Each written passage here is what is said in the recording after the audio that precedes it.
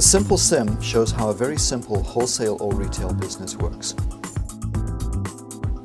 Because it's a high-touch simulation, the numbers will be cartoons, and you may think they're too high or too low, but don't worry about the numbers. We're using them to demonstrate two foundational pieces of business finance: the income statement and the balance sheet. The game board represents both a company and the financial statements of the company. The balance sheet is on the left, the income statement is on the right.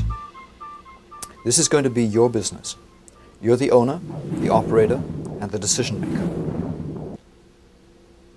In business, it helps if you have business acumen, since you're also the shareholder.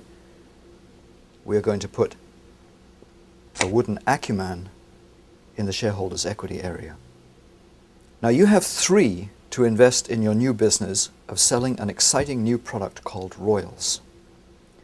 This 3 might be 3,000 or 3 million, it can be dollars or euros or yen, but it's represented by 3 silver chips.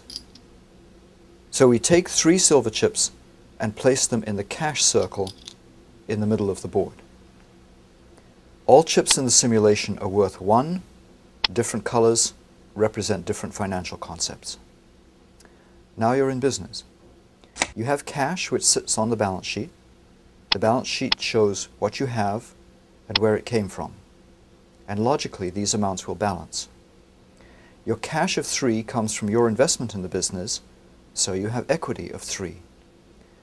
So we take 3 black chips and put them in the capital stock area. The black equity chips are not cash. They are just a reflection of how much of the business you own. The first thing you need is some equipment so that you can introduce royals to your customers. This might be display stands, lighting equipment, furniture, etc. in a retail store. In any case, you spend 3 on equipment. So we take the 3 out of cash and take it off the board. You now own equipment. Take 3 copper chips and put them in the equipment area. Copper chips represent fixed assets. They're assets on the balance sheet, but you can't spend them like cash. And now you have no cash. So you go to the bank and tell them you'd like a loan. They can see that you have invested 3, so they're willing to lend you 3. You take 3 silver chips and put them into cash. But this is a loan that you're going to have to repay. We'll show that by putting 3 red chips on long-term liabilities. Now that you have some cash, you want to buy a large inventory of royals. They cost 1 each, so take all your cash, move it off the board, and place 3 blue chips in inventory. Now look at the complete balance sheet in front of you. You have assets, liabilities, and equity. You have as much in assets, equipment, inventory, as you do in liabilities and equity. As long as things are only moving around on the balance sheet portion of the board, you don't make a profit or a loss, and your equity doesn't change. Now you're ready to talk to customers, and you make your first sale. 1 royal is shipped out. Take it out of inventory and place it in the cost of sales area on the top of the income statement. The customer will pay you 2 silver for the royal, but the payment won't come due for 30 days. You can record the sale with a gold sales record on the top of the income statement. The cash itself will come onto your balance sheet, but it's not available to you as cash.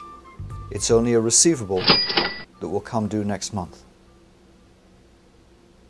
That completes month 1, and you make another sale. So a second royal gets shipped out, and the cost of sale is reported on the expenses.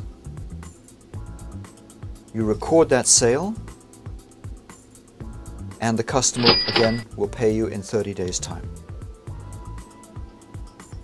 And in month 3, the same thing happens. Your month 2 customer pays, money comes into cash. You sell your 3rd royal out of inventory, You record that sale, but the customer isn't paying yet. You're not going to get the money until next month. Now you're right out of inventory, but you do have a lot of cash. So take 1 silver from cash and put it off the board to buy another oil for your inventory. After 3 months, you've got some other expenses. You need to cover your selling, general and administrative costs for the period, rent, utilities and salary for yourself. So we'll take another one out of cash and pay that as an expense. And there's another kind of expense. The equipment you bought is wearing out quickly and it's no longer worth 3.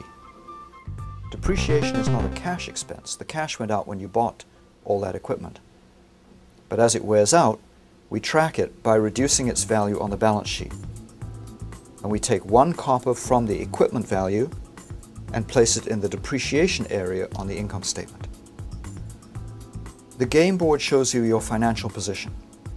You can use it to build the standard financial statements.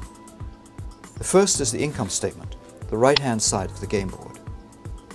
The money from the sales has gone onto the balance sheet, and some of it's been spent, but you have a record of the sales you made. You have sales of 6, less direct cost of sales of 3, less 1 in SG&A, less another in depreciation, leaving net income of 1. This is your bottom line result. Congratulations, you made a profit in your first quarter of operations. To represent the profit, place 1 black chip at the bottom of the income statement. Now you can see your profitability, or return on sales. 1 in profit from 6 in sales, or 17%. Profit occurred because more money came onto the balance sheet from sales, 6 chips came on, than went out onto the income statement, the 3 blue, 1 silver and 1 copper. You're going to retain this profit in the business, so we move the black chip over to retained earnings. And we'll put a black profit record at the bottom of the income statement. Now look at the balance sheet, the left-hand side of the game board. What you have balances against where it came from. You have 2 in cash, 2 receivables, 1 inventory, and 2 equipment. A total of 7 silver, blue, and copper chips. This comes from investing 3, borrowing 3 from the bank, and making a profit of 1. A total of 7 red and black chips. Pretty good. You started with an investment of 3, and you've grown your black chips to 4.